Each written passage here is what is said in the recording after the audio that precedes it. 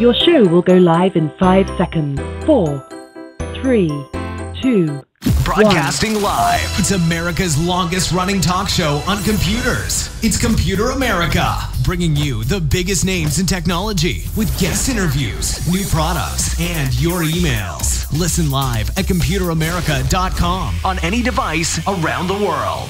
Email the show at live@computeramerica.com or find us on social media. Be sure to check out our website for contests, giveaways, show notes, live video stream, podcasts, and more. You're listening to Computer America.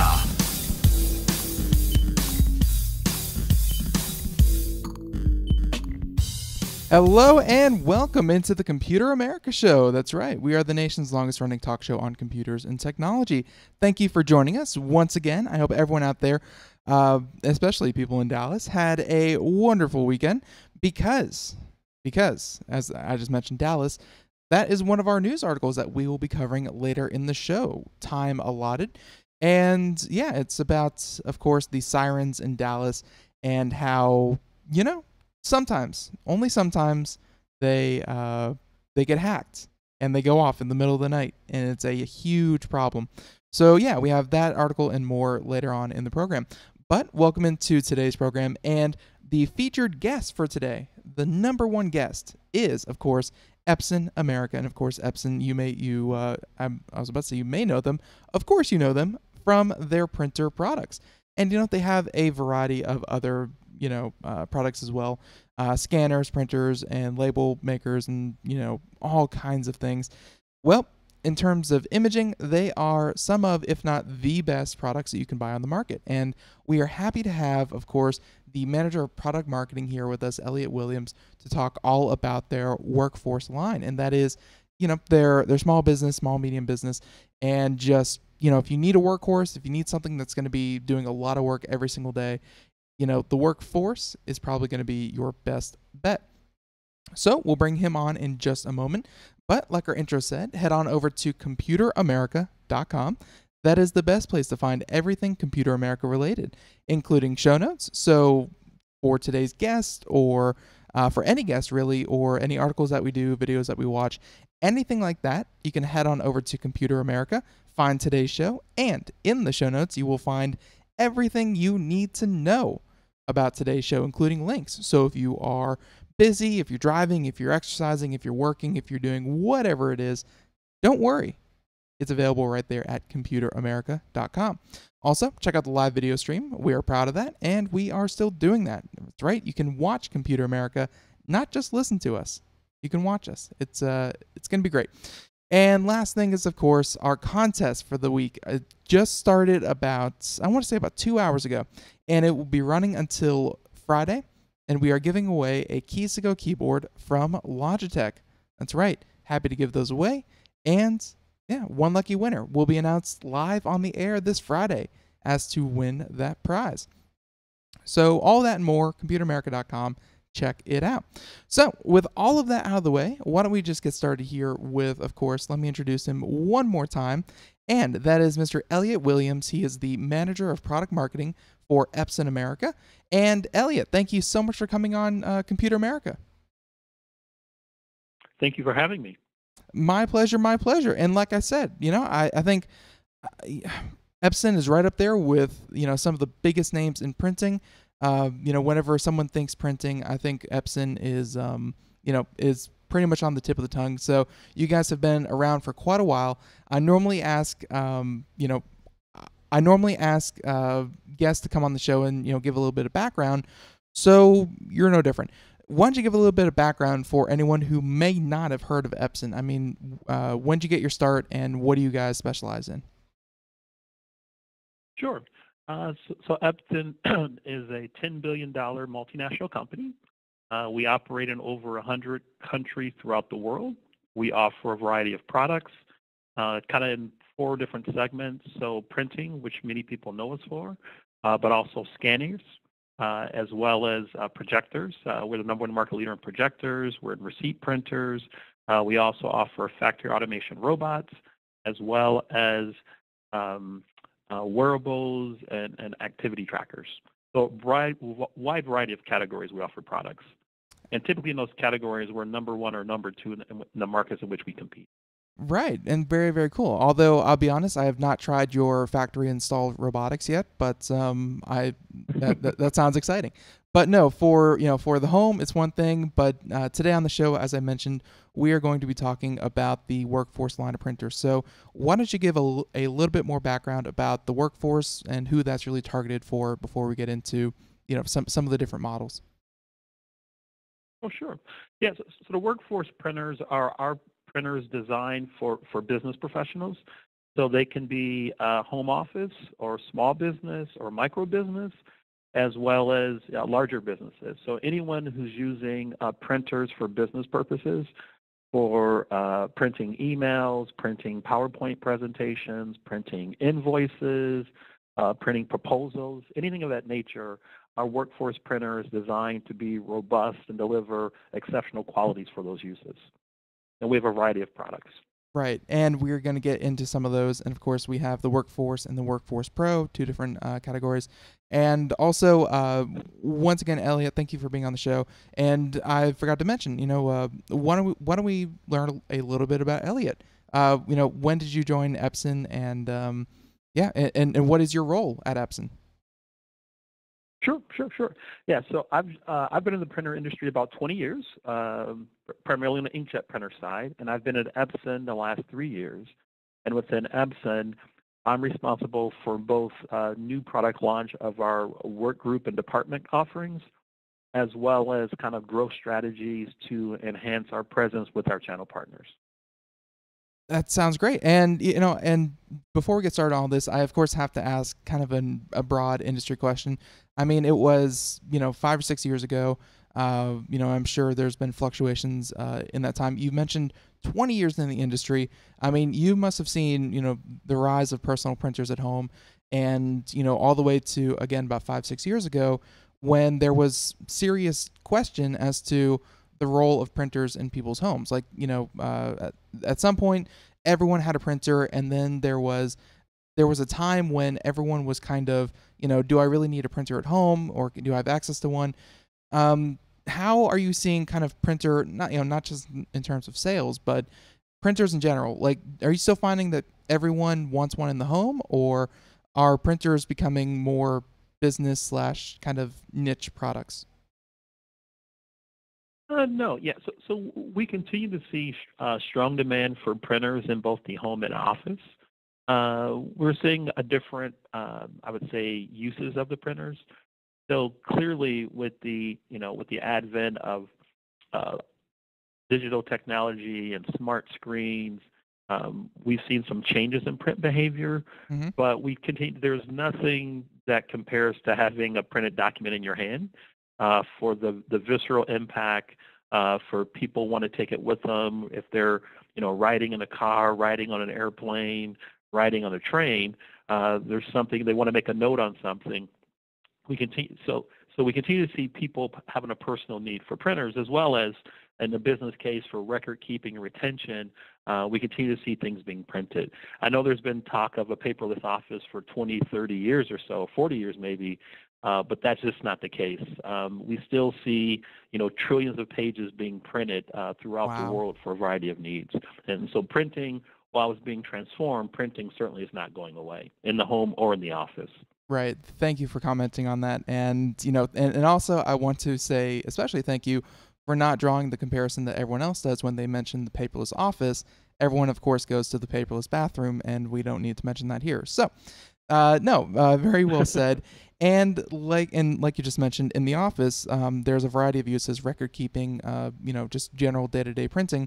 And again, that is where the Workforce lineup, is kind of positioned. So why don't we get started with something new from Workforce? As I understand it, the rolls off the tongue, the WF-C20590. I'm sure your kids will be singing that at home later. But no, the Workforce Enterprise WFC, that one. Is this a new product, and what makes it so unique in your lineup? Sure, I'm very happy. I'm glad you mentioned it. So it's a product that we just announced, our Workforce Enterprise model. It is our new A3 100-page a minute departmental MFP. And really what we're doing there is bringing high-speed innovation to the office.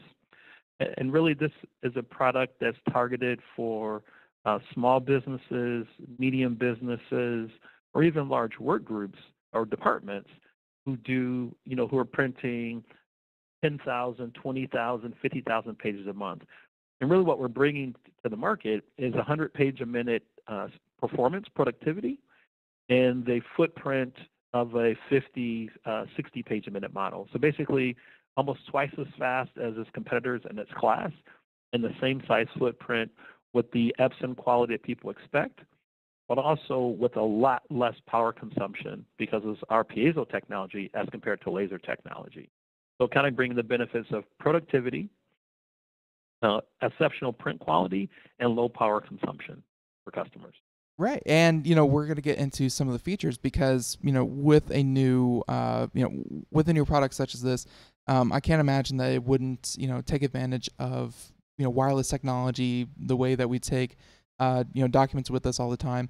So why don't we start from the ground up? Let's kind of gear the conversation towards maybe an office manager that has the same printer that they've been using for 15, 20 plus years, as is so common in in businesses. It's so much cheaper to call out a technician once or twice to fix it than it is to replace. But let's face it, over a decade the costs are going to be outweighed by just replacing it. And what are some of the key features that you have over maybe a 10 or 20-year-old model that would help a business, not just with the print quality, not just with the power saving, but just features in general? Sure.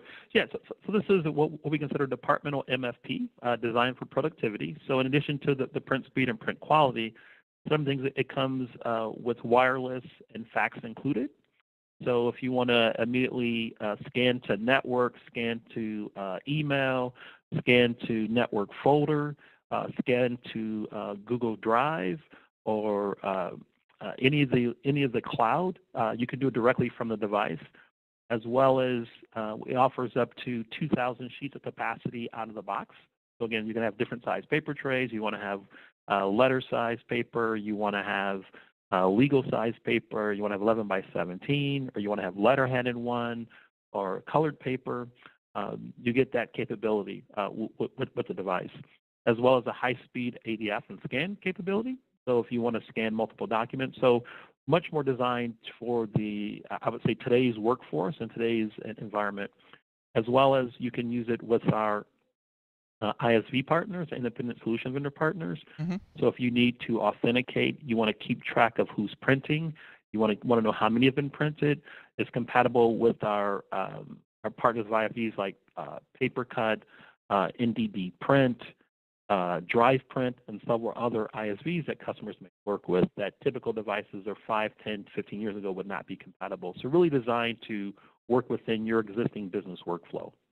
Makes perfect sense. And again, bulk printing, great. But how is, does this do color, first of all? And what would you say is kind of ideal? Is this ideal for text documents? You mentioned that there's really good quality in the images. If I'm reading this right, 2400 DPI. Obviously that's going to give you very, very good quality. Would you say this is, kind of restricted to text documents, or can this kind of print images, or what would you say this is best designed for? Yeah, so this is best designed for color documents, but so we have exceptional text quality, but it's really designed as a colored device. So and typically color printing is a mixed text and graphics. So there could be graphs from PowerPoint presentations, there could be pictures. So anything that resolves color, we think this is the right product for you, but it certainly prints exceptional text quality, and it's very fast. Again, at 100 pages a minute, very fast. But again, it's any type of business document, again, brochures, presentations, proposals, correspondence, anything that you're printing, this will be phenomenal for those items in the business case. Right, and for anyone out there watching the video portion, where of course, kind of going through the webpage, you can find a link at Computer America, but there's this image here that looks, it's either a fighter jet or a printing head, and obviously it's going to be a printing head. So what is this precision core line head technology? And could you describe the technology Sure. and why it's so important to mention? Yes, thank you. Yes, so precision core is our name for the core technology of our printing technology and our print heads. And really, the name kind of says it's precision. So it's a core technology is precision, precise drop placement time after time for the life of the product. And then line head refers to the fact that as compared to traditional inkjet printers, where the print head scans back and forth across the paper as the paper moves under it, in this implementation, it's a line head technology, which means the print head spans the width of the page, so the print head is fixed, and the paper moves under it. And that's how we're able to achieve the fast print speed. So the line head means the print head spans the length of the page, goes wide as the page, and simply the paper moves under it. And that's how we're able to achieve the fast print speed. So that's very interesting. So it's obviously you can take precision. That's going to make a lot of sense because when an inkjet head kind of moves back and forth, I mean, it can wiggle just that little bit, even if it's a fraction of of whatever measurement you want to use. Just that continuous wiggling over months, years of use, it's going to throw it out of alignment eventually. But precision, I guess, stays intact because, again, like you just said, it doesn't move. The paper moves, and the paper can be, can align itself any which way, but the heads don't move. So, would you say maintenance costs on the, on this kind of printer, lower than a traditional printer? Yes, the maintenance costs will be lower because there's fewer moving parts. So if you look at a traditional laser device, there's an imaging drum, there's a fuser, there's transfer belt, there's several moving parts, and you're heating and fusing toner to project the image on a page, as compared to our non-contact system, where we have a print head and we're ejecting ink onto a page in a non-contact and a non-heated way, which provides less wear and tear, which means there's less items to wear down or to break down or to fail over time, which will result in lower maintenance costs for customers. I grew up in a law office. My mother was a paralegal, and I spent a lot of time. I didn't even get paid a copy boy's salary, but I spent a lot of time working with copiers, and I know that one side effect was that the copy room always extremely hot, and of course smelled like toner and ink. You're saying that because it's a no heat application. I mean, just when you have a giant stack of, maybe you printed 500 documents, and you have that giant stack of papers, it's not going to be hot like a traditional printer. It's just going to come off and it's just going to be a cool stack of papers. Yep, exactly. So that a couple of things. That means there's when the paper comes out, they're dry to the touch and they're cool. They're not heat, so that the paper's not hot. But also, if you're in an office environment, the office will not be heated up from the device because of all the power that a laser device generates, and that's why we require less than half the power of a laser device, because we don't have all that heating and fusing activity occurring to print the page. Very, very cool. No, and great here. And, this, of course, ties in nicely with something else you mentioned, which was the power saving. And, again, this is something that you have to roll into, of course, the initial cost. We'll get to, the cost of this device a little bit later. But, maintenance and operating costs, you have to roll that in with, the initial hurdle. So, you mentioned power saving. Exactly how much power is this thing going to use, in general? Yeah, so less than half the power. So if you look at it, I can get the actual wattage information. Sure. But you can look at it a couple of ways. There's kind of the max power consumption, and there's also a standard calculation, which is used to show how much power is used to to print pages over time. I'm looking for the spec while I'm talking to you. I apologize, I haven't that ready. Yeah, so no problem. In actual standalone copy printing, well, we use 180 watts and 320 watts, which is max. But the tech value, which I'm looking for, is less than 4, but I'm looking for it. Sure. I'm talking to you. Sure. And I'll just which take is a standard way.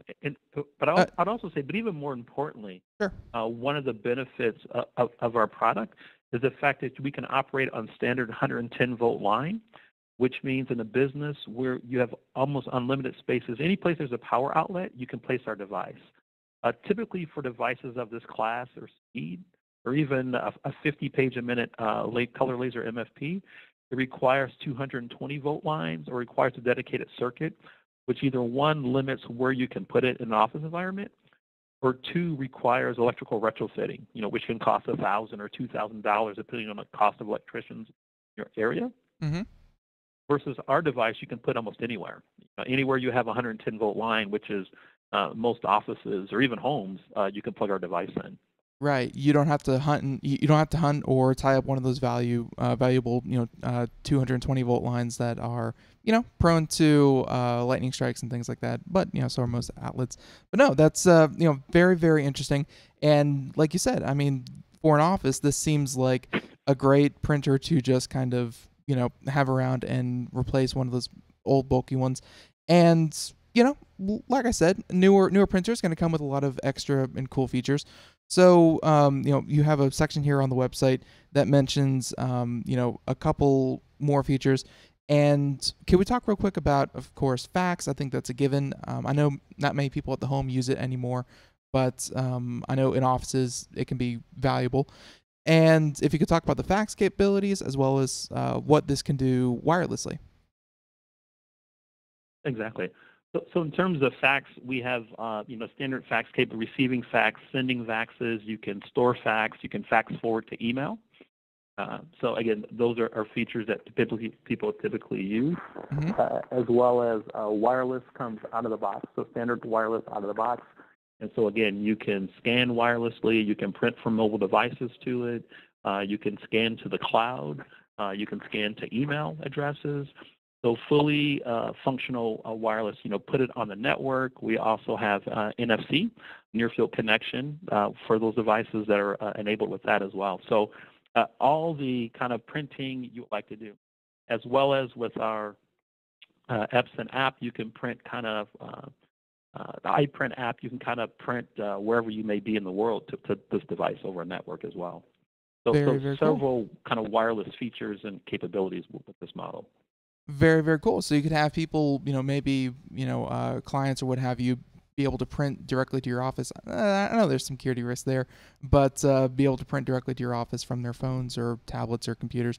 Very, very nice. So great. And, there's, of course, a little bit more, but we also have another, another device that we should talk about. And this is the, if I get this right, the WorkForce Pro WF, so same one, WorkForce C869R. So what is the C869R? Yeah, thank you. So this is our workgroup device. So it's a 24-page-a-minute A3 color MFP, and it uses our innovative replaceable ink pack system, which allows provides customers with low interventions and very low printing cost. Very, very nice. And yeah, we just found it on your website. And, I mean, where would you say this kind of stands up to the one that we've been talking about for the past 20 minutes? Is this kind of, for a smaller office, or is this in conjunction with with the previous one? Yes. So the C869R is designed for I would say work teams and work groups. So for example, the prior product was a true kind of departmental workhorse, designed to print between 10 and 100,000 pages a month. So it's a very high production. The prior model has finishing capabilities for optional stapling, offsetting, or high capacity input. Really is a workhorse design for departmental printing. This product is more of a workgroup device, so designed for the, say, 3,000 to 10,000 page a month range, but obviously we can print higher than that. Right. So really designed a smaller footprint, so closer to the users, can be more distributed. So say if you're in a work group of 50 people, you can have a few of these deployed for your knowledge workers to be more productive. So rather than walking to 100 yards or 50 yards or 100 feet to get to a centralized copier type device.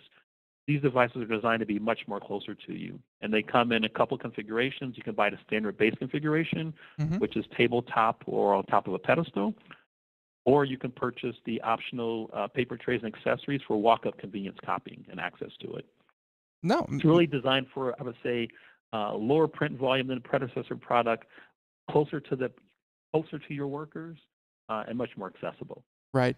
And, I'm not sure if this is actually featured, just, the thought occurred to me. Would you be able to scan from this, and let's say you wanted, maybe you wanted to use, the previous printer, the C20590.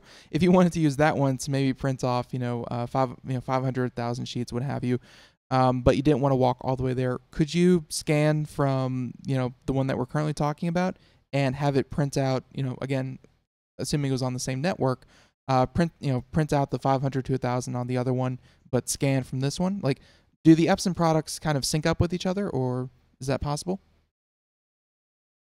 If your network was set up that way, but that's not a typical use case that we would see. But yes, if they were on the same network, you could send a file from one to the other one.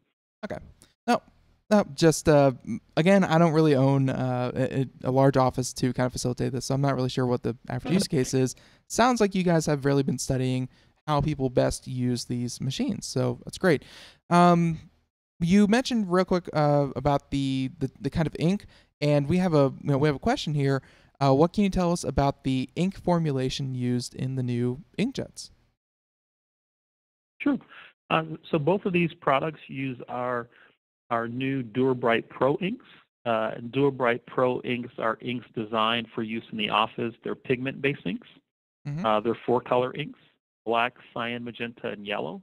They're designed for fast dry time, crisp text, and vibrant colors.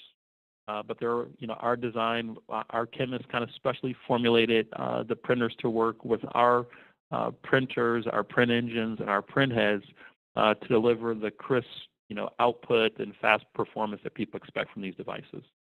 So you can get all, the entire range of colors from those 4 colors, because some printers that I've had before had, 8 different colors. I know some that went even higher. You can get all the different colors through those 4? Yes.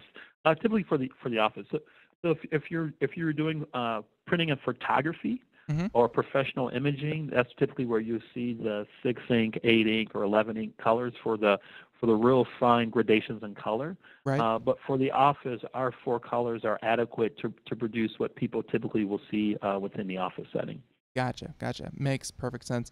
And yeah, why don't we talk real quick about, again, we're talking about the WorkForce C869R. Why don't we talk real quick about, the eco aspects of that? Because, hey, we love going green. And, does this have any kind of accolades it can speak to about how it might save power, paper, that kind of thing? Sure. Yeah, exactly. So a couple of things. So I'll start with the replaceable ink pack system, which is our innovative way to deliver ink to customers. And really what we focused on with replaceable ink pack was addressing 2 concerns that customers have asked. One was the cost of color printing, that the cost of color printing has been prohibitive for them, and they typically have stayed with monochrome printing because of the cost. But even 2, just as important, is the hassle with managing color consumables. Concern at either 1, there's 4 consumables to manage rather than 1. Secondly, those consumables are expensive. And third, meaning you have to store them somewhere. And so what we did with the replaceable ink pack system was kind of attack those issues by, 1, having very large capacity supplies. So the replaceable ink pack system for this model, the C869R, the yields are up to 86,000 pages for black replaceable ink pack and up to 84,000 pages for color. We also offer smaller packs, which are up to 22,500 for black or 22,000 for color for flexibility reasons, but kind of addressing that key intervention concern.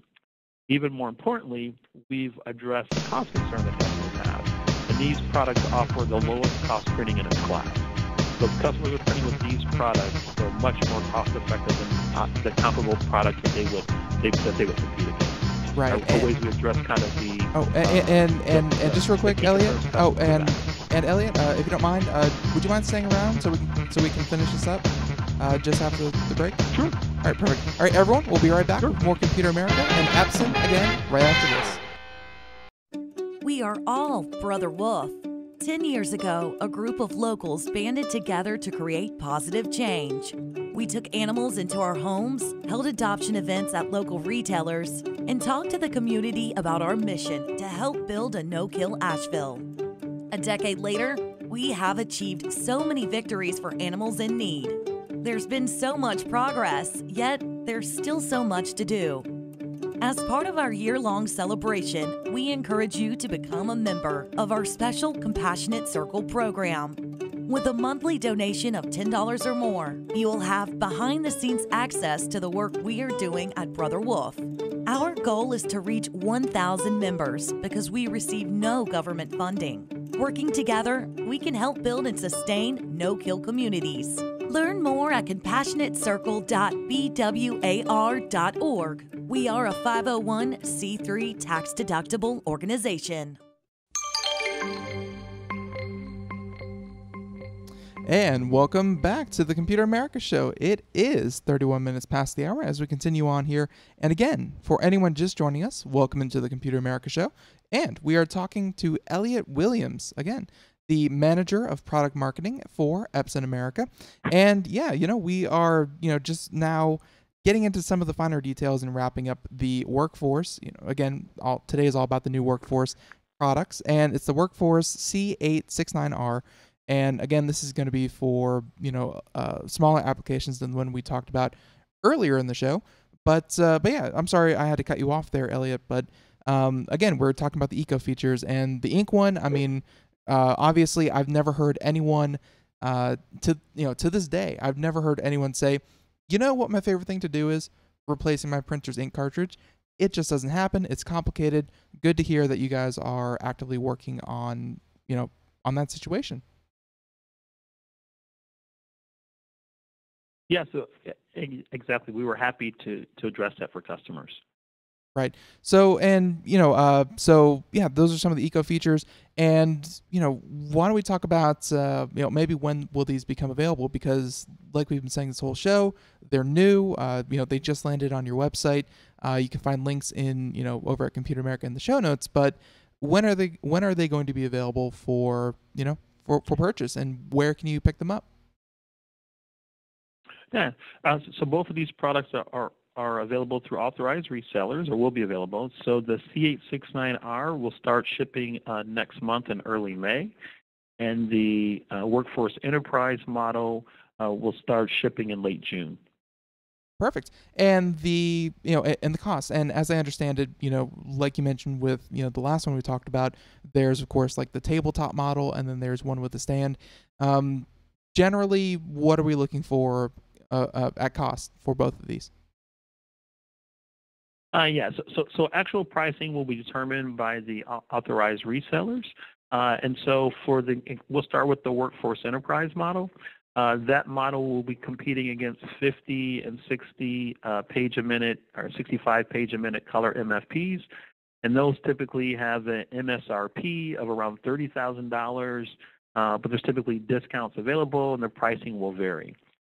In the case of the C869R, it competes against 24 page a minute, 25, 26 page a minute laser products. Those typically have an MSRP of about $8,000, and will compete again in that space and offer savings to customers.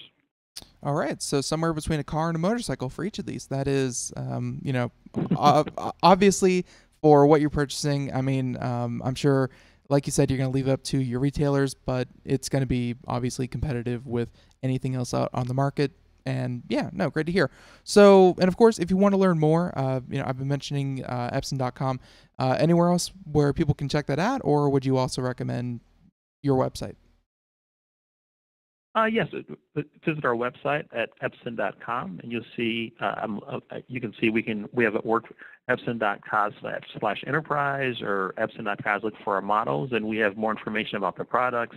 We have links to a dealer locator. You can find a dealer or authorized reseller near you, or you can contact us for additional information, and we'll have a sales representative reach out to you to understand your needs and help you get you to the right product.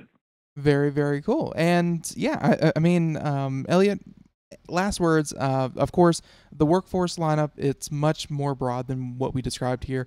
We could, there are dozens, and I kid you not, dozens of different models of workforce, inkjet and color printers and what have you.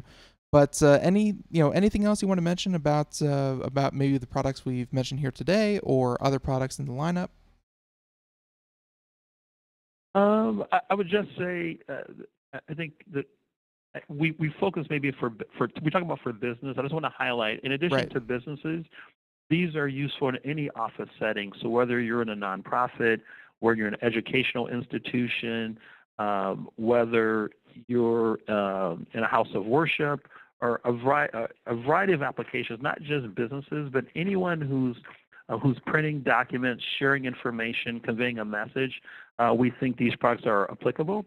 And to your point, we also have products that meet your needs. These products, while the price may seem high, you said a motorcycle to a car, really are sold on a 3-year or 5-year lease basis. We also offer products who are designed for more desktop applications at lower price points.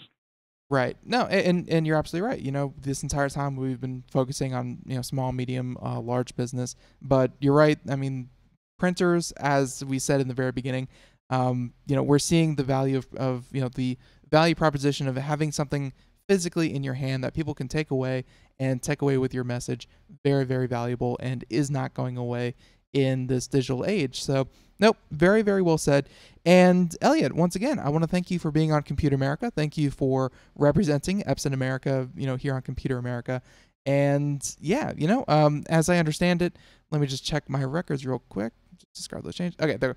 Yeah, and I believe we have Epson coming up here in the next couple of weeks to talk about the commercial document line as well. So, we have, maybe someone else, but Epson, you guys have not been sleeping at the wheel. You are coming out with new products every single year. That's great to see. Yes, I mean, this is a very important market for us, and we like meeting and exceeding customer expectations. So we look forward to bringing out new and innovative products to meet our customers' needs. Perfect. Yeah, and again, we look forward to having Epson back on, and we want to thank you so much for coming out and talking about it. Again, everyone, if you are just joining us, unfortunately, that is the end of course, the interview with Epson, but you can always head on over to Computer America, find today's show, and the interview in its entirety can be listened to again in case you missed any of that. And again, we talked about the WorkForce C869R and, of course, the other one, which I currently don't have the number in front of me, but you can find more at Computer America. So, Elliot, with that, I'm going to say thank you, and yeah, I'll catch you next time. Thank you for coming on Computer America. Thank you for having me, and have a great day. You too. All right, goodbye. And everyone, once again, Epson, you know them, you love them, you've definitely used their products before. Check them out, again, epson.com, or head on over to our website and find links to everything we've talked about here today. So, with that being said, now we are going to move on to our second segment of the program, and this is, of course, the one where we dedicate to computer and technology news. This is everything about anything that is going on in the news today that involves technology in any kind of capacity, and my goodness, are there a lot of very interesting and a lot of topics that we should definitely talk about. So, with that being said, why don't we get into computer and technology news brought to you by Computer America.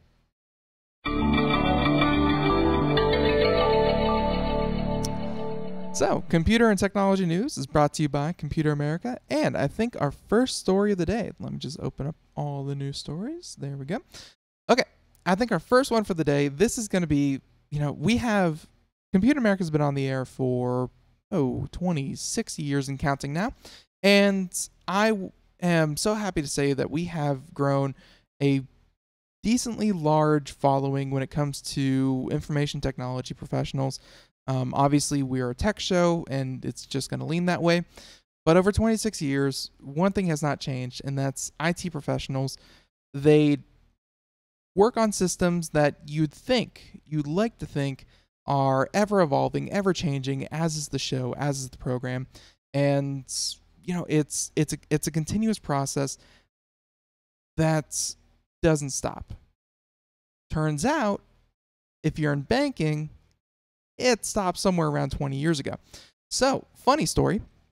This one coming out of Reuters, and this is either going to make you depressed if you think about this is everything that is keeping the U.S. financial system ticking, or it's either depressed or excited because you are trained in COBOL, very, very antiquated programming language, and hey, good employment probably coming back to you. So here we go. Again, this from Reuters, and we have to thank, let's see. Here we go. Miss Ana Herrera. Hopefully I got that right. Ana Herrera. And banks scramble to fix old systems as IT cowboys ride into sunset. Yeah, we'll find out. We'll also find out what an IT cowboy is. But Bill Hinshaw is not a typical 75-year-old. He divides his time between his family. He has 32 grandchildren and great-grandchildren. That's not the point of the article, though. But he also helps U.S. companies avert crippling computer meltdowns. So, Bill Hinshaw, again, who got into programming in the 60s when computers took up entire rooms and, of course, used punch cards. I'm sure a few of our listeners remember those days. Is a member of a dwindling community of IT veterans who specialize in a vintage programming language called COBOL. That's right, COBOL. And the Common Business-Oriented Language, or COBOL, was developed nearly 60 years ago and has been gradually replaced by newer, more versatile languages, such as Java, C, and Python. I think most people are going to recognize Java, C, and Python much sooner than they would COBOL. And although a few universities still offer COBOL courses, the language remains crucial to businesses and institutions around the world. Wow. Not good to hear. 60 years in the making, still use COBOL. So, in the United States, the financial sector, major corporations, and parts of the federal government still rely largely on COBOL and of course, because it underpins powerful systems that were built in the 70s and 80s and never fully replaced. Eesh. So, the stakes are especially high for the financial industry, where an estimated $3 trillion a day, $3 trillion a day flow through COBOL systems. So, the language underpins deposit accounts, check clearing services, card networks, ATMs, mortgage servicing, loan ledgers, and other services. That's a lot of, that's a lot of services. So, of course, the industry's aggressive push to digital banking means it put even more importance on the COBOL dilemma, where mobile apps and other new tools are written in modern languages, as you'd expect, that need to work seamlessly with old underlying systems, such as COBOL. So that's where, of course, we have the hero of the story, Bill Hinshaw, and a fellow COBOL specialist come in, saying that a few years ago, the North Texas resident planned to shutter his IT firm and retire, but his former clients kept calling and he just couldn't do it anymore. So here's the problem. They're saying, and here's cowboys and youngsters, as they call them, they're saying that, that his wife came up with the name in reference to Space Cowboys, year 2000, saying that it's not our first rodeo. So of the 20 cowboys that work as part-time consultants, many have reached retirement age, and there are some, though there are, of course, some youngsters. Of course, youngsters being in their early 40s and 50s. So we're not exactly talking, teens or young 20-somethings. 40s and 50s, and of course, people of retirement age. So, for anyone out there looking for a good paying job, they're saying as a consultant, they can make up to $100 an hour when they're called in to patch up glitches or rewrite coding in the system, or even rewrite coding manuals or make new systems work with old systems. So, they're saying that it is immensely complex and that legacy systems from different generations are layered and often heavily intertwined. So, again, this story really highlights that $3 trillion a day, many, many systems. And it's not just like we have one set of COBOL and another set of ever-evolving modern languages. It's probably COBOL on top of C, on top of C++, on top of Java, on top of, blah, blah, blah. Whenever you implement a new part of the system, it's going to work a specific way. And the cost of changing it is probably going to be prohibitive to maybe rewriting it, to rewrite it and replace it completely is probably immensely prohibitive and just, in many cases, downright impossible. So now you're stuck with, hoping that people are still being trained in programming languages 60 years in the making. My goodness. So they're saying that, and the article goes on for a bit saying that the turning point here is that the former chief of information officer of, for UBS AG said banks usually tap into their networks of former employees to find COBOL experts, saying that they go through a black book of programmer contacts, which especially those laid off during the 2008 financial crisis. They're saying that one such person, he was laid off in mid-2012 when his bank turned towards younger, cheaper, less expensive employees. But 2 years later, just 2 years later, something went wrong and they had to call him back as a contractor for even more money to fix an issue that only he could solve, not the younger, cheaper crowd. So again, this whole idea that banks are some kind of super technology centers, I mean, they're probably very technically complex, but that doesn't mean that they're technically up to date. So yeah, if you're a COBOL programmer, pretty good time for you because everything relies on you and there are fewer and fewer of you to do the work that you do. So for everyone out there, just know the system is being held together with rubber bands, toothpicks, and bubble gum. And yeah, fewer and fewer people making those patches. So we'll see what happens. Can't be good though. Cannot be good. So let's get to some of these other stories because we have some very, very interesting ones. And I like this one. So this is for everyone out there. You may have heard of Tesla. They're in the news lately. They have been having somewhat of a rally here in the stock market. They're doing very well with investors. There's a lot of growth on the horizon. And one of the reasons that they foresee a lot of growth is for moves such as this. So of course we know Tesla for their cars, we know Tesla for their batteries, we know Tesla for their solar panels. Well, get ready to know them for their solar panels again, as they team up with Panasonic. I know you've heard that name. And they have teamed up where Panasonic is the low-profile exclusive solar panel. It's sleek and low-profile, and again, made by Panasonic. So, this weekend, they updated the energy section of its website to unveil new pictures, which, if you're watching the video portion, you can see right there, saying that of a new exclusive solar panel made by Panasonic. The new panels are part of Tesla's deal at Gigafactory 2 in Buffalo, where they will be manufactured by Panasonic at Tesla Factory for Tesla's exclusive use. So offloading some of the manufacturing, but the sales and everything is still Tesla. So, and of course, they're saying that like most solar installers, use solar panels from several different suppliers for its residential and commercial products, but that's about to change.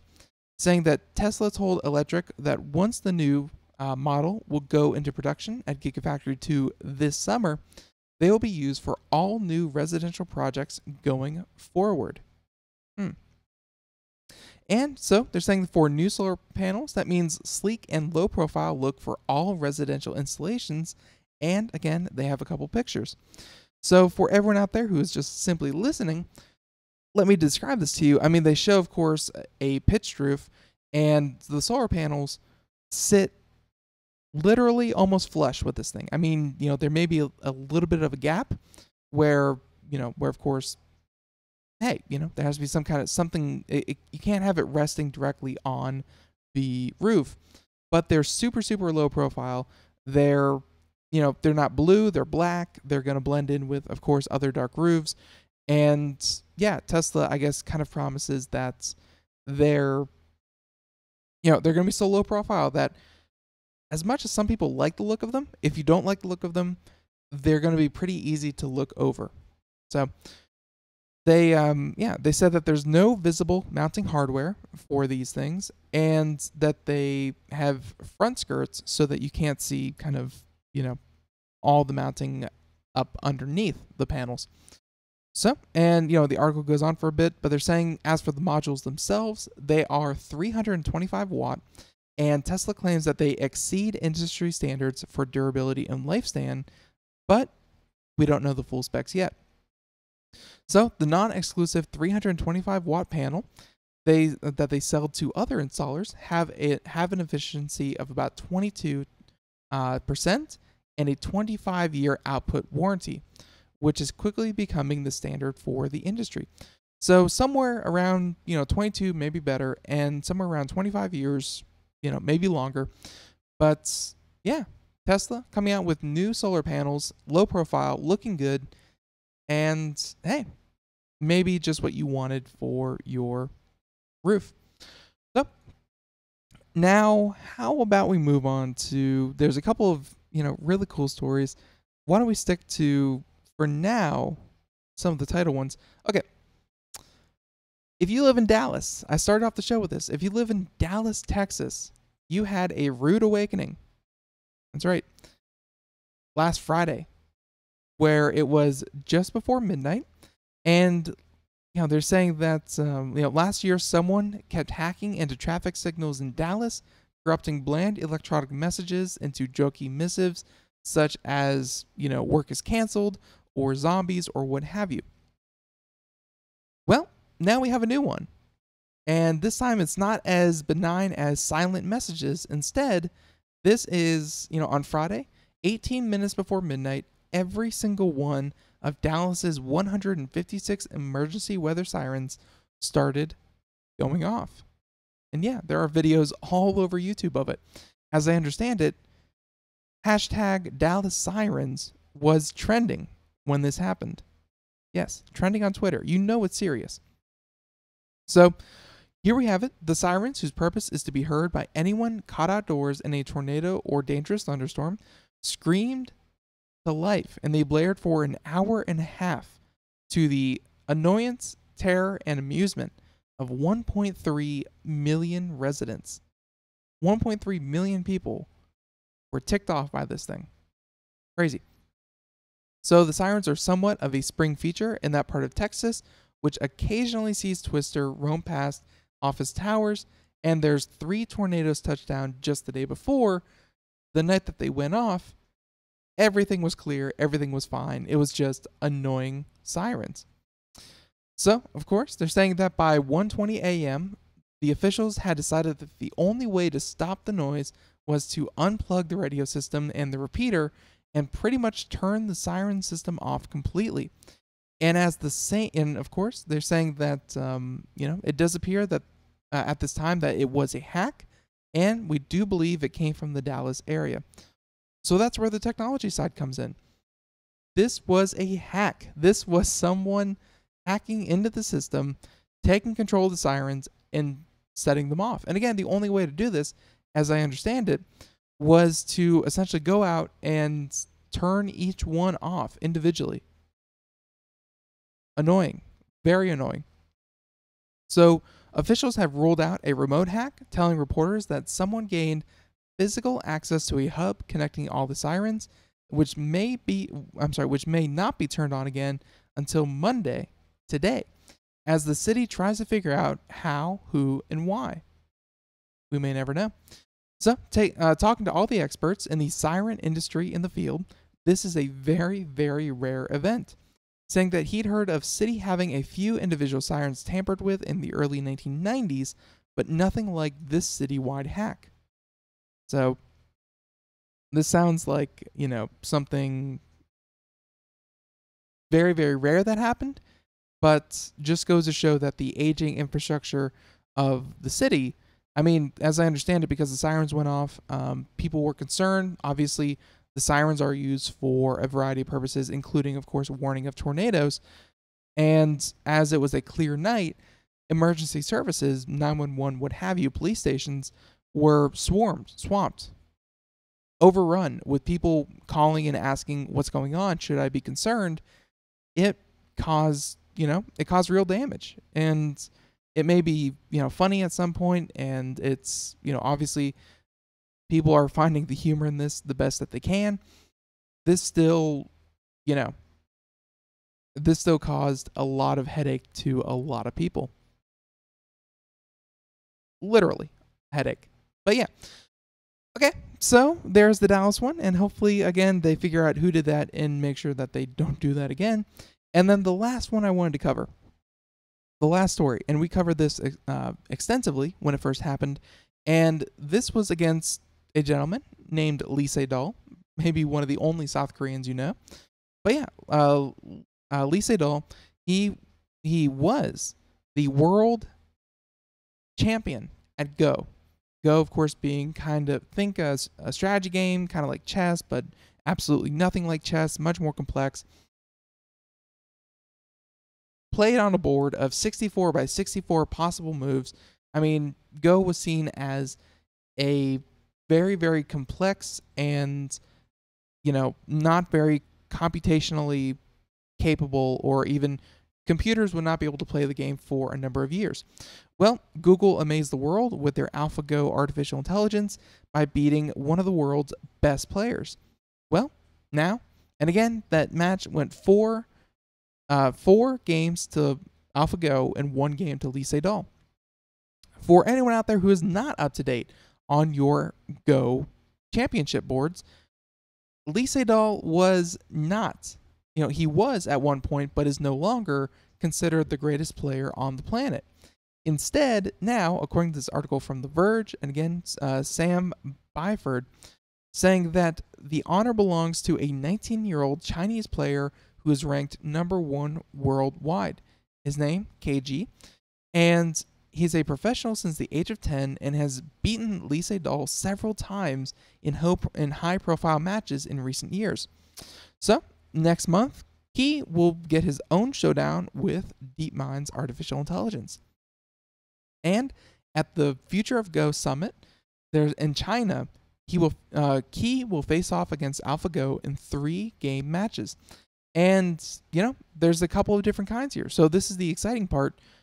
He's, of course, going to be playing one-on-one, just like he did with Lee Sedol.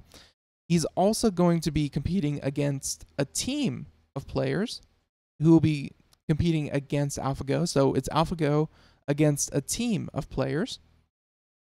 Going to be a little bit harder. And then as well, 2 different people, so a pair playing against AlphaGo. And yeah, they're saying that with a variety of different game matches, we're going to be able to see if it's a better matchup. And of course, the artificial intelligence, as much as it seems like beating up a robot, this is valuable, testing and, learning for the artificial intelligence, and the scientists are going to get a lot of great data as to, how to improve the AI. So this is going to be great for everyone all around. So we will cover this more. 90 seconds. Sorry about that. We'll be sure to cover this more as time goes on, but you can be sure we're going to see more again between May 23rd and May 27th. That's when the matches take place. So for everyone out there, that's about the end of the show. We have more. You can, of course, check out computeramerica.com for, many, many different articles. We have many that we did not get to, including if you're in Italy, no chance 60 seconds chance that you're going to be able to hire an Uber. Uber is now banned in all of Italy. As well as AT&T paid $1.6 billion for the 5G spectrum, and much, much more. Check it out, computeramerica.com, and hey, you won't be disappointed. So, until next time. Oh, and by the way, be sure to check out our social media contest. That is up and running, and you could win a great prize from our friends over at Logitech. And in the meantime, everyone, have a great day. See you next time. Bye, everyone.